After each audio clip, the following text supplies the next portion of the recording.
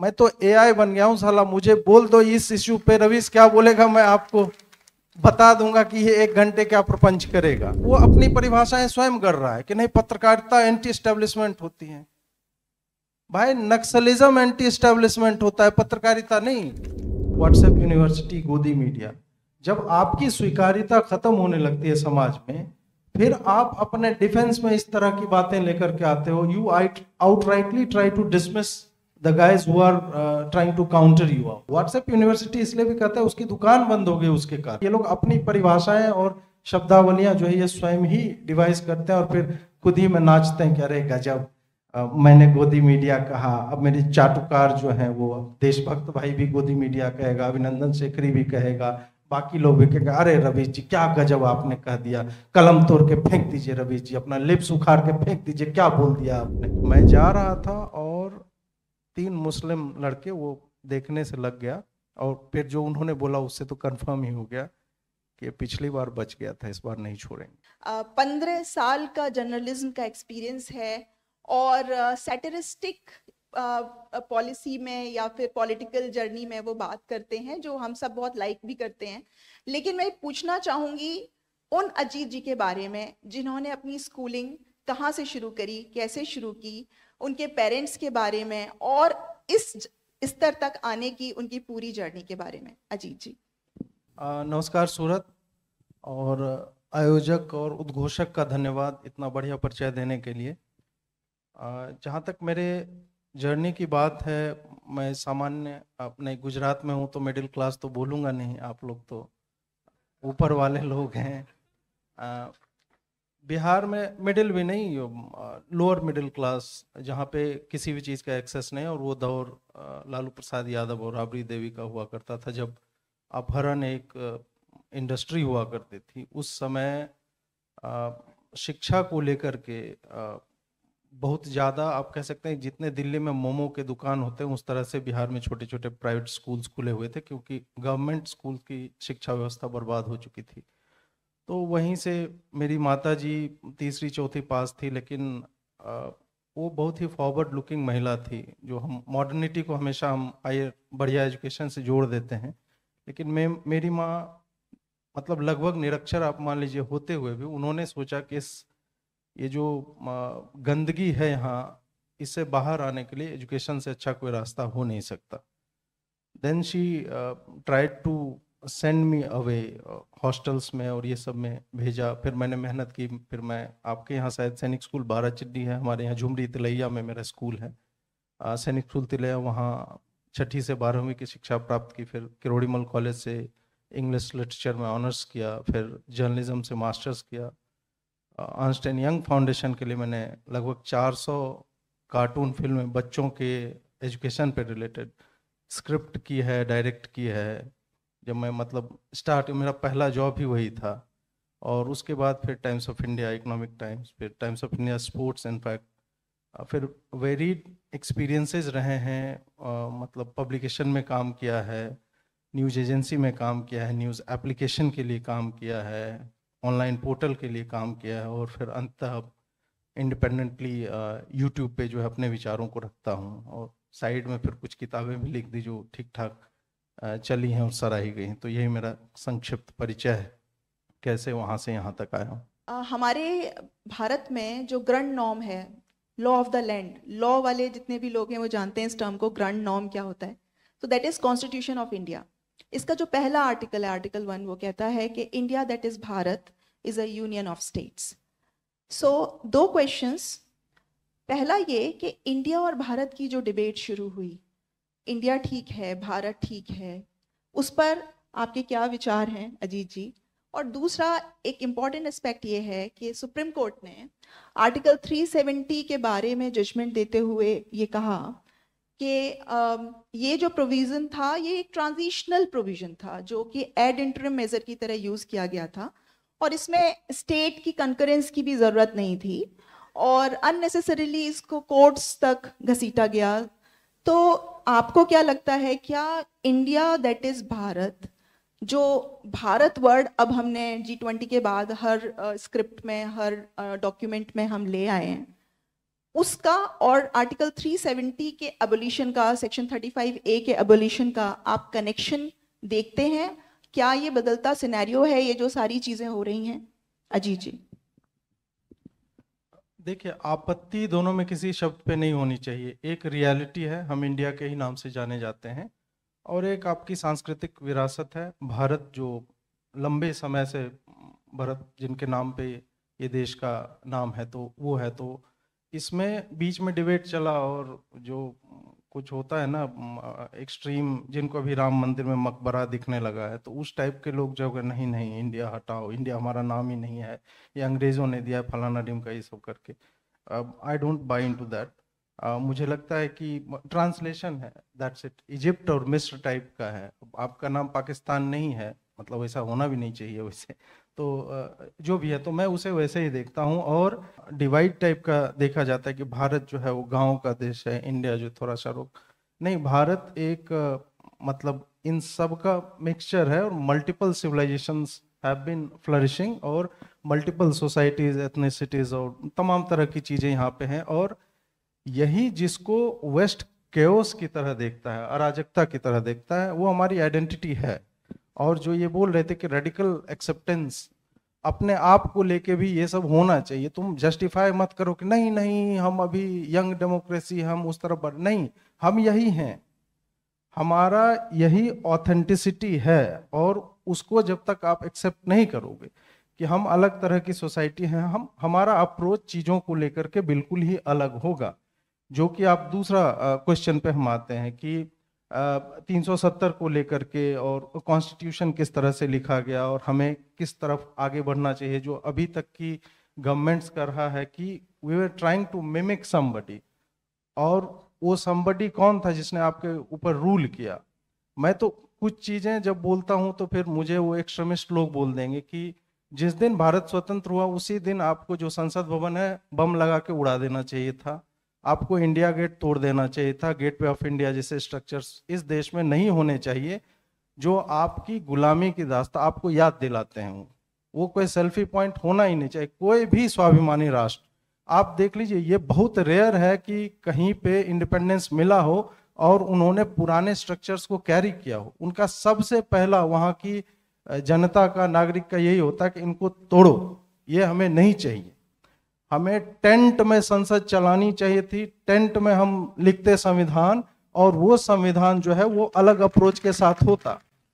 आप 5:30 बजे यार बजट की स्पीच तुम्हारी 5:30 बजे कि नहीं अंग्रेज बहादुर हमारे बाबा, अब एडवीना उडवीना था तो होगा कुछ संबंध भाई, जो अभी तक ढो रहे थे लोग, मोदी जी आए उन्होंने जो है वो अलग से आरंभ किया। तो यही सब चीज होती है कि आप 5:30 की जगह नहीं भाई, हम 1 मार्च को, मतलब बजट जो है हमारा क्यों आ रहा है अप्रैल में, 31 को संभवतः आता था, अब शायद 28 फरवरी को आता है। तो हमारा सीजन्स क्या है, अंग्रेजों की तरह नहीं है।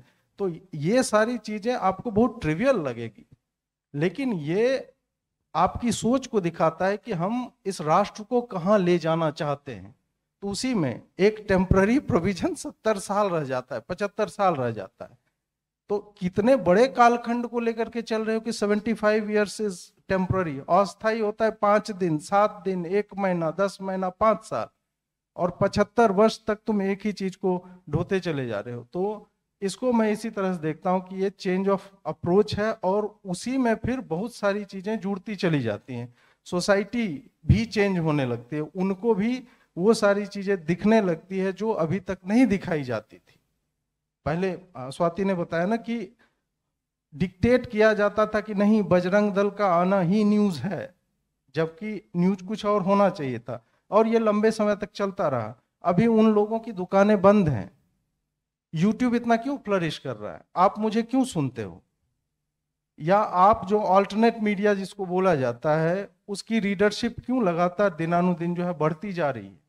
उसका यही कारण है कि लोगों को कहीं ना कहीं उन स्टोरीज में स्वयं को और अपने समाज को वो लोग देखते हैं। इसी कारण से वो एक अटैचमेंट होती है, और वो सोचते हैं कि नहीं ये हमारी लाइन ऑफ थॉट है और ये भी सही हो सकता है। और जो ब्रेन वॉश लंबे समय तक चलता रहा कि some editor will call the shots, वही सब कुछ बताएगा कि पूरे समाज की सोच कैसी होनी चाहिए। हालांकि कुछ यूट्यूब के लोग अभी मध्य प्रदेश और राजस्थान में कुछ करोड़ रुपये लेके और वहाँ माहौल बना रहे थे, हालांकि वो बन नहीं पाया। तो आप सोच लीजिए कि यही काम पहले भी हो रहा था, जिसे बाकी लोगों ने, चाहे ऑल्टरनेट मीडिया हो, यूट्यूब जर्नलिज्म आप कह लीजिए, उन लोगों ने इसको चैलेंज किया। तो वही चेंज ऑफ अप्रोच है, जिसके कारण हर सेक्शन जो है समाज का उसकी भी दिशा और धारा जो है बदलती चली गई है। अजीत जी, जर्नलिज्म में सीरियसली ये नहीं देखा जाता कभी कि आप अपने एक सीनियर जर्नलिस्ट की मिमिक्री करो।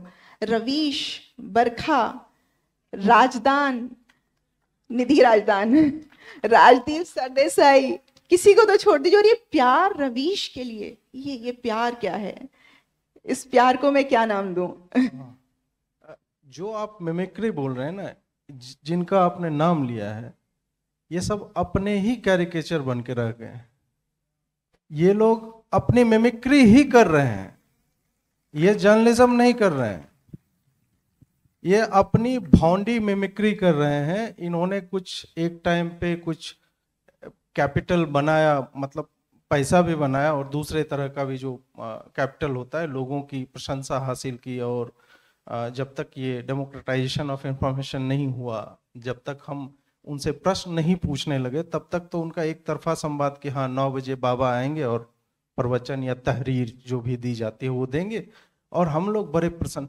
अरे साला 256 kbps स्पीड पे बफर कर करके रवीश कुमार को सुना है, वो भी दौर याद है। जो लोग हमारे आदर्श हुआ करते थे, उन लोगों को गिरते हुए देखना, वो वही होता है कि जिल्टेड लवर टाइप का वो होता है कि यार हम किसको आइडोलाइज किया करते थे, हम किसको अपना आदर्श मानते थे पत्रकारिता में, और ये इस तरह के लोग निकले। फिर क्या होता है, मैंने ये क्यों चुना खास करके रवीश को, क्योंकि वही उनके हिंदी जर्नलिज्म का पिनेकल, उसी को मान के और पूरा एकदम चल रहा था कि अनुयायी गण आए हुए हैं और ये चल रहा है उनका एक तरफा संवाद। तो मुझे लगा कि जो अभी अनुराग भाई बोल रहे थे ना, फैक्ट्स की बात, नॉन लेफ्ट के पास नैरेटिव बनाने की आवश्यकता नहीं है, हमें मैन्युफैक्चर करने की आवश्यकता नहीं, जो है उसको खाली रिपोर्ट कर देना। जो एक्चुअल में है वो केवल बोल दो, उससे ही उनका नैरेटिव ध्वस्त हो जाएगा। तो फिर मैंने रवीश कुमार को, मुझे लगता है 2015-16 से स्टार्ट किया मैंने कि मैं भी अपना प्राइम टाइम अप करूंगा। स्टार्ट में मैं वही 7-8 मिनट के वीडियो इस तरह से, वो जो बोलता था फैक्चुअल काउंटर विथ सटायर, वो किया करता था। वो लोगों को पसंद आने लगा और इस पे चर्चा होने लगी। और ये मैंने देखा कि उसके फेसबुक के कमेंट में जा करके लोग मेरा वाला जो है चेप रहे हैं। फिर मैंने जो है उसे अपना एक सूत्री एजेंडा बना लिया कि I will destroy his reputation for good, और आई अचीव दैट। मैंने वो, आप सोचिए कि मेरी मतलब उतना तो शिद्दत से मैंने किसी से प्रेम नहीं किया है, सही बात आप कह रहे हैं, कि वो क्या लिखता है, उसका एक एक ट्वीट, उसका एक एक फेसबुक पोस्ट, उसने कहाँ ब्लॉग पे क्या लिखा है। मैं 17-18 पन्ने की स्क्रिप्ट जो है उसका पूरा प्रिंट करता था। I will mark it down कि कहाँ इसने झूठ बोला है, क्या प्रपंच किया है। बैठूंगा और मेरे एपिसोड 1-1 घंटे के होते थे, और अगर मैं उसको और मतलब I had to leave somethings out, क्योंकि उसके 1 घंटे के प्रोग्राम को काउंटर करने के लिए 3-4 घंटे लगातार एट विल। अब तो मैं ऐसे ही बोल सकता हूँ, I don't need even preparation, because मैं जानता हूँ कि where is he coming from. वो मैं तो एआई बन गया हूं साला। मुझे बोल दो इस इश्यू पे रवीश क्या बोलेगा, मैं आपको बता दूंगा कि ये 1 घंटे क्या प्रपंच करेगा। और ऑन अ सीरियस नोट, इसकी आवश्यकता इसलिए भी पड़ी कि एक तरफा वो जो एजेंडा चला जा रहा था, और लोग अभी भी जो हमारी तरफ के लोग थे वैचारिक रूप से, वो भी उसके मोह पास में जकड़े हुए थे कि नहीं यार, हिंदी पत्रकारिता में अगर कोई है तो यार वो ठीक है, वो जो है देखो कितना बैलेंस होके। और रवीश क्या है, वो अपनी परिभाषाएं स्वयं कर रहा है कि नहीं पत्रकारिता एंटी एस्टेब्लिशमेंट होती है। भाई नक्सलिज्म एंटी एस्टेब्लिशमेंट होता है, पत्रकारिता नहीं। पत्रकारिता का काम होता है मैग्निफिकेशन का, ऑब्जर्वेशन का, कि जो हो रहा है गलत है उसको बड़ा करके दिखाओ, सही है उसको बड़ा करके दिखाओ। बड़ा मतलब तेल मसाला नहीं, बड़ा मतलब बड़े समुदाय तक उसको ले जाओ। That is journalism. मैं तो जर्नलिज्म का छात्र भी रहा हूं, रवीश ने तो अपना डिप्लोमा भी पूरा नहीं किया था। मैं जर्नलिज्म का प्रोफेसर भी रहा हूं। तो अगर मैं थ्योरेटिकली भी बोलूं कि जितनी जर्नलिस्टिक थ्योरीज हैं और जो मैंने पढ़ा है और जो मैं स्वयं समाज में देखता हूं, उस हिसाब से रवीश की परिभाषा एकदम बौड़म है, वो है ही नहीं। तो ये लोग अपनी परिभाषा गढ़ लेते हैं और उस पे चलते हैं और आम जनता को लगता है कि नहीं रवीश ने बोला है, सही ही बोला होगा। तो बाद में फिर नहीं मोदी जी ने बोला है, सही बोला होगा। तो यहां तक जो लाने की प्रक्रिया है उसमें हमारे जैसे कई लोग, और होता है ना कि एक बार आप अटैक करने लगो तो लोगों को लगता है नहीं ये बंदा भी कुछ तो सही बोल रहा है और फैक्चुअली मैं गलत हूं ही नहीं, तो तुम मेरा काउंटर करोगे कैसे। फिर जिस फेसबुक कमेंट की मैं बात कर रहा हूं कि रवीश के फेसबुक पोस्ट पे अगर 1600 2000 कमेंट आ रहे हैं, 80 to 90% कमेंट उसको गाली देते हैं लोग, उसको बोलते हैं कि तुम जो कर रहे हो वो प्रपंच है। ये चेंज हुआ है जब से दो तरफा संवाद होने लगा है जर्नलिस्टों के साथ, उनकी अकाउंटेबिलिटी जब से फिक्स होने लगी है। तो यही रवीश, राजदीप, जिसकी आंखों में पार्लियामेंट अटैक में चमक आ जाती है, ऐसे वल्चर गिद्ध लोग जो बैठे हुए हैं, उनके अथॉरिटी को कि वो बैठ के नैरेटिव डिसाइड करते थे, हम लोगों ने देखिए डिमीन करने का सबसे अच्छा तरीका सटायर है विथ फैक्ट्स। उसको एकदम से धो के सपाट कर दो, पटक के, वो कार्टून जैसे नहीं रोलर चल जाता है, वो सपाट 2 डायमेंशनल हो जाता है। तो वो करने का काम जो वैसे अगर नहीं करोगे ना आप, यार जो प्रपंच फैला रहा है, इन्होंने बोला जो पहले से ही बायस्ड है और हम जानते हैं कि वो बायस्ड है, उसको तुम वैसे काउंटर इंगेज करके नहीं कर सकते हो, उसे काटना ही पड़ेगा। उसको factually you have to slice, धीरे धीरे स्लाइस करते रहो, उसका स्ट्रेचर अपने ही घट जाएगा। फैक्चुअल स्लाइसिंग जो है वो होना चाहिए और शर्म नहीं आनी चाहिए आपको। तो इसीलिए मैं हमेशा कहता हूं कि नहीं, इंटेलेक्चुअल से इंटेलेक्चुअल लेवल पे इंटेलेक्चुअल लोग बात करेंगे, लेकिन जो लोग जिन्हें ट्रोल कहा जाता है ना कि 5 फॉलोअर 100 फॉलोअर 25, वो गाली भी देते हैं ना इन लोगों को, वो भी एक अभिव्यक्ति है, उनको भी डिफेंड करना चाहिए कि नहीं उसके मन में कुछ तो है, बेचारा वो आहत है, इस कारण तो वो अटैक कर रहा है उस तरह से। तो इसी कारण से हर लेवल पे ऐसे लोगों का प्रतिकार होना चाहिए। इसी कारण आज के समय में वो लोग जब कुछ अच्छा करते हैं ना तो लोग ब्रैकेट में लिखते हैं फॉर अ चेंज, राजदीप ने साक्षी मलिक से अच्छा प्रश्न पूछ दिया। दैट मीन्स कि सब जानते हैं कि तुम किस तरह का गंद मचाए हुए थे यहाँ पे, और अब ट्विटर के कारण या फेसबुक या यूट्यूब के कारण तुम्हारी अकाउंटेबिलिटी फिक्स हो रही है। एक आदमी अटैक करने लगता है, धीरे धीरे बाकी लोग भी प्रश्न जो है वो पूछने लगते हैं। अजीत जी की एक ब्यूटी है, जब भी वो वीडियोस बनाते हैं तो वो वेल रिसर्च्ड होते हैं। मैं ज़रूर जानना चाहूँगी कि ये रिसर्च वो खुद से करते हैं या उनकी इतनी एफिशिएंट टीम है। और एक बहुत अलग चीज़ देखी जो मैंने इनके यूट्यूब वीडियोस में, ये क्वेश्चन तभी आंसर करते हैं जब उसमें ऊपर लिखा होता है ₹200। सो ये जो मिस्ट्री है एंड ये नीचे भी पेटीएम, गूगल पे सब लिख के, ये क्या विधा है, ये नई विधा भारत में आपने क्या चलाई, ये बताइए। इसमें वो देखिए, मैं कोई मतलब एनजीओ या इस तरह से नहीं चला रहा हूँ जहाँ से मुझे पैसे आएंगे and I will finance my self. तो वही मेरे आय का स्रोत ही है, या तो यूट्यूब के माध्यम से या लोग इनफैक्ट पूछते हैं कि हम आपकी कैसे सहायता कर सकते हैं। तो दैट इज वन वे कि आप जो है 100 रुपया 50 रुपया, यार स्टूडेंट लिखते हैं कि मेरे पास इतने ही है, 10 रुपया दे करके, जिसके पास जितना है उस हिसाब से जो है वो हमारी सहायता करता है। और जो आपने पहला प्रश्न क्या पूछा था आपने, हाँ रिसर्च के बाद, एक आप लोग गुजराती हैं, आप लोग को पता होगा कि अगर होटल भी चलाना है तो उसमें मालिक को बर्तन धोने से लेके खाना बनाना, front of the counter, back of the counter, सब कुछ आना चाहिए, पता होना चाहिए। और मेरा अपना अनुभव वही है कि जब मैं मास्टर्स कर रहा था तो मेरी राइटिंग बहुत पहले से अच्छी है, मैं लिखता बहुत पहले से अच्छा हूँ, मतलब जर्नलिज्म में आने से पहले ही। तो वो एक आदत तो है। जो स्किल सेट की बात कर रही थी स्वाति की, आप कोई भी स्किल सेट गैदर करोगे, it will help you out, कहीं ना कहीं काम आता है। फिर जब पढ़ रहे थे तो उस वक्त सॉफ्टवेयर भी, तो बाकी लोग पास होने के लिए पढ़ते थे, मैं टॉपर था, तो उस हिसाब से भी कि मैंने हर चीज़ अच्छे से पढ़ी है, मुझे एडिटिंग अच्छे से आती है।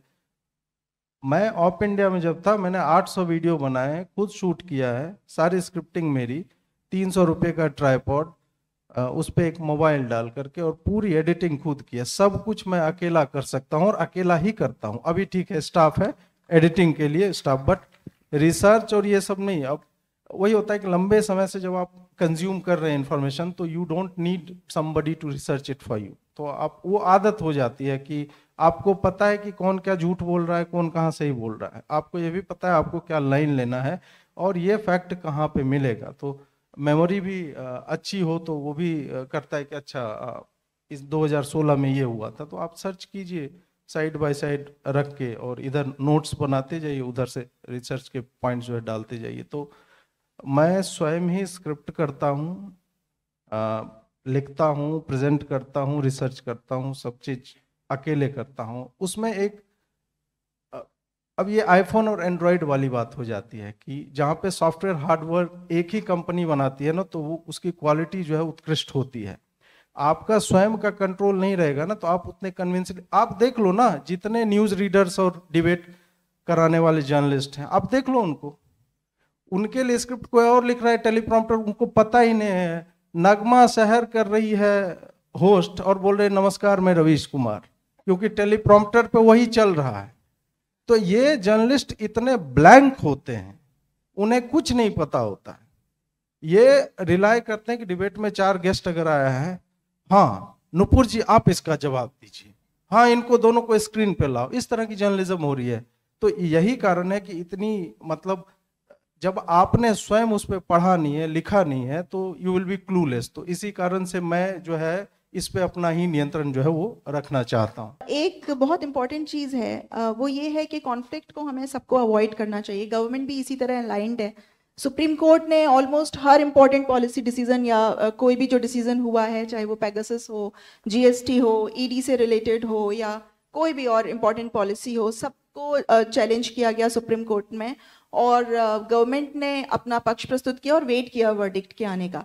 अब महुआ मोइत्रा भी पहुंच गई हैं सुप्रीम कोर्ट की शरण में। अजीत जी, ये प्रश्न आपके लिए है, इस पूरे प्रकरण पर प्रकाश डालिए। और बजरंग पुनिया, हो सकता है वो भी अब नेक्स्ट हो जिसके लिए आपका वीडियो कुछ तैयार हो रहा हो, तो ये दोनों महानुभाव इनके ऊपर भी प्रकाश डालें प्लीज। सुप्रीम कोर्ट का जहां तक मामला है, उसमें कल मुझे लगता है सस्मित पात्रा करके बीजेडी के एमपी हैं, कल या परसों में उनका एक स्पीच बहुत अभी वायरल हो रहा है, जो मुझे लगता है कि जो मैं पिछले 5 साल से बोल रहा हूँ वही उन्होंने संसद में बोला है कि जुडिशरी में, मतलब 5 जज जो हैं वो बैठ के कैसे डिसाइड कर सकते हैं कि 140 करोड़ लोगों ने जिनको चुन करके भेजा है संसद में, हर चीज में टांग अड़ाना जो उनके अधिकार क्षेत्र में है नहीं। ये गवर्नमेंट मुझे लगता है केवल बर्दाश्त कर रही है, क्योंकि ये कॉन्फ्लिक्ट्स क्रिएट नहीं करना चाहती है कि एग्जीक्यूटिव और लेजिस्लेचर और जुडिशरी के बीच में इस तरह से हो। बट मोर और लेस हमने ये देखा है कि गवर्नमेंट को भी एक तरह से सुप्रीम कोर्ट, जब, क्योंकि उनको पता है factually it is not going to stand in court eventually, लेकिन हाँ इसमें सुप्रीम कोर्ट जिसके पास 70,000 करोड़ केस पेंडिंग है, वो लगातार बिना काम की बहस कर रहा है, कोई मतलब नहीं। कश्मीर धारा 370 पे सुप्रीम कोर्ट का कुछ बनता ही नहीं है। जब किसी भी चीज पे जो संसद में पास हो गई, और संसद ही सुप्रीम है, सुप्रीम कोर्ट को लगता है कि नहीं मेरे नाम में सुप्रीम है, तो मैं जो है वो अलादीन, वो द डिक्टेटर मूवी है, ग्रेट डिक्टेटर, तो चार्ली चैपलिन वाला था, तो अगर नहीं देखा देखेगा, बड़ा अच्छा है वो। एडमिरल जनरल अलादीन नाम का एक कैरेक्टर है उसमें। तो सुप्रीम कोर्ट को वही लगता है कि हम जो है admiral general, army navy air force संसद वंसद सब मैं हूँ, मैं स्वयं हूँ, और मैं बताऊंगा कि कैसे तुम्हें चलना है। तो उस चीज को चैलेंज करने की आवश्यकता है। अब महुआ जी जाए, अब क्या है इन लोगों का कि सबको लगता है कि नहीं, अंततः हमने जो है, जुडिशरी तो हमारी बपौती हुआ करती थी, हम जो बोल देंगे। जुडिशरी इनफैक्ट एक ब्लैकमेल की जा रही संस्था बन गया कुछ इन्फ्लुएंशियल लॉयर्स के द्वारा। यही है कि वकीलों द्वारा बंधक बना ली गई है सर्वोच्च न्यायालय नाम की संस्था, और इनको अभी भी लगता है कि मैं महुआ हूं और मैं आम हूं, मैं कटहल हूं, I will make a call और 5 लॉयर्स पहुंचेंगे, they will threaten the chair of the supreme court जजेस, और वो मेरे हिसाब का जजमेंट दे देगा। वो जानती है कि she is not going to win this one, but वही है कि मैं शेरनी हूँ, दुर्गा माता, काली माता सिगरेट पी सकती है, उस पर दारू चढ़ता है, इस टाइप का उसका स्टेटमेंट, ये सब। तो उनको लगता है कि मैं यही सब हल्ला गुल्ला करके सबको भगत सिंह बन जाना ना, साला पार्लियामेंट में बम फेंक रहा है आदमी, वो भगत सिंह हो गया है, मतलब, और उसको डिफेंड भी किया जा रहा है। तो ये सारी उसी सोच का, मतलब वो कलेक्टिव थॉट प्रोसेस जो है, उसी का प्रतिबिंब आपको अलग अलग समयों पे अलग अलग विषयों में दिखता है, चाहे वो महुआ मोइत्रा का केस हो, चाहे पेगासस हो, राफेल हो, मतलब जिस इशू का वहां तक जाना बिल्कुल भी एकदम अनावश्यक था, वो वहां पहुंचता है, उसमें समय खर्च होता है और रिजल्ट वही आना है जो गवर्नमेंट ने पहले से तय किया हुआ है। तो ये मुझे लगता है कि जनता के साथ विश्वासघात है, और सुप्रीम कोर्ट की भी अकाउंटेबिलिटी फिक्स होनी चाहिए। वो चाहे कितने भी कंटेम्प्ट वंटेम्प्ट चलाए, वो अपनी जगह पे है, लेकिन लोगों को, इन लोगों से पूछना चाहिए कि तुम इतना जो समय व्यर्थ कर रहे हो ये क्यों कर रहे हो, उसके पीछे का लॉजिक क्या है। लॉजिक ये है कि नहीं, मैं बताऊंगा। और वैसे लोग जो, जिनके बापू ने उन्हें जज बनाया, वस्तुतः कोई एग्जाम तो ऐसा पास किया नहीं है, बहुत रेयरली डिस्ट्रिक्ट जुडिशियल सर्विसेज और इस तरह के एग्जाम जो पास करके जाते हैं वो उच्चतम स्तर तक पहुंच पाते हैं। ये लोग वही 5-10 लोग मिलकर के 5 ही लोग इफेक्टिवली चुनते हैं, जो कि सर्टेन फैमिलीज से आते हैं। ये तय कर रहे हैं कि संसद ने जो पास किया है वो भी गलत है, मैं तुम्हें बताऊंगा कि क्या सही है। तो ये डेमोक्रेसी के लिए मुझे लगता है कि बहुत ही ज्यादा घातक है ये इंस्टीट्यूशन जुडिशरी। बाकी करप्शन और ये सब तो अलग चल ही रहा है, लोअर से लेकर, आपका ही जज बोला ना, जस्टिस कार्जू ने, there is something rotten in judiciary. तो इस तरह की बात जब आप ही के भीतर से आ रहा है, और हर जज जो रिटायर होता है, वो जब तक रिटायर नहीं होता है तब तक उसको सब चीज ठीक लगता है, रिटायर होते उसको लगता है नहीं, बहुत पेंडिंग केस चल रहा है, हमें जो है कुछ इस पे करना चाहिए। तो करो ना भाई, जब थे तो करो। अब बैठ, ये ज्ञान किसको तुम दे रहे हो, किसको दे रहे हो तुम ये ज्ञान? मैं थोड़े ना वो करवा लूंगा काम तुमसे, वो तो तुम जहां पे हो अपने लौंडे को, जिसको सेट करवाने वाले हो, उसको ही बोल दो कम से कम कि बेटा हम तो जा रहे हैं, अब तुम्हारे हवाले वतन साथियों, तुम ही कुछ कर लो इसमें से, ये पेंडिंग केस जो चल रहे हैं। I'm coming to the question, the last question, the sutra that you want to give to the younger generation, Ajit ji. मैं जो अपने ही जीवन से उदाहरण देना चाहूँगा, मतलब अगर आपको ये क्लैरिटी है कि आपको जर्नलिस्ट ही बनना है, तो ऑब्जर्वेशन स्किल्स सबसे अधिक आवश्यक होती है। मल्टीपल सोर्सेज को पढ़ना, चाहे वो आपके हिसाब के हैं या नहीं हो, आपको अपने विचारों को फॉर्मुलेट करने के लिए और फैक्ट चेक करने के लिए भी तरह तरह के विश्लेषण। आपको ये भी पढ़ना होगा कि सिद्धार्थ वरदराजन क्या प्रपंच कर रहा है द वायर में, स्क्रोल में क्या बकवास लिखी जा रही है, न्यूज लॉन्ड्री में क्या चल रहा है। खैर वो लोग तो धोबी ही हैं, मतलब धोने का काम करते हैं, धोबी समाज से कोई ऐसा नहीं है, but what they are doing. तो स्किल सेट जो है यही सब है, ऑब्जर्वेशन का, मल्टीपल सोर्सेज को पढ़ना, तभी आप फैक्चुअली सही बातें लिख पाएंगे। और कुछ चीजें जो which is too good to be true, जो आपको लगता है उसको अवॉइड कीजिए, वो कभी भी सही नहीं होती। 99% ऑफ द टाइम उसी में आदमी फंसता है। ये सारी चीजें हैं जो एक जर्नलिस्ट के लिए मतलब बहुत ही एसेंशियल आप कह सकते हैं कि टूल सेट है। और हाँ, आपको लिखना आना चाहिए, चाहे आप रिपोर्टर हो, एंकर हो, मीडिया में रीडर हो, you must know how to write. और राइट मतलब स्ट्रक्चर्ड वे में आपको कैसे लिखना चाहिए किसी भी चीज को। नहीं तो आप एक रिपोर्टर भी हो के लिखना नहीं आता है ना, तो आप डिक्टेट करना भी, मतलब वो भी वर्बली एक तरह से लिखना ही हुआ, तो वो भी आपको स्ट्रक्चर पता होना चाहिए कि कौन सी चीज़ इम्पोर्टेंट है, अनइम्पोर्टेंट है, इसके कितने डायमेंशंस हो सकते हैं। तो ये सब चीज़ों को जब तक आप स्ट्रक्चर्ड तरीके से लिखना या फॉर्मुलेट करना नहीं जानते हैं, तो फिर you must not get into this. फिर तो बाकी टिकटॉक पे वो हाई गर्मी उफ गर्मी वो सब बनाइए, रोड पे जाके वो भी चल जाता है, उससे भी पैसे आते हैं। मैं बंगाल गया था और 135 कार्यकर्ताओं की हत्या तब तक हो चुकी थी।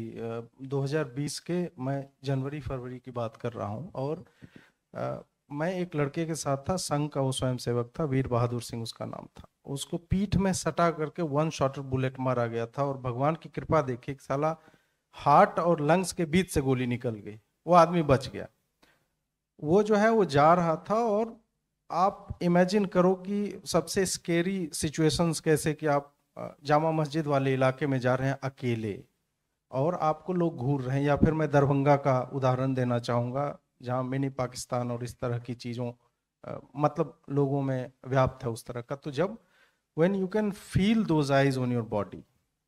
मैं जा रहा था उस लड़के के साथ, पीछे मेरा कैमरा मैन हो गया और ऑडियो वाला ये सब जा रहा था, और हम लोगों ने जानबूझ करके गैप्स बना रखे थे कि हम एक ग्रुप में ना दिखें।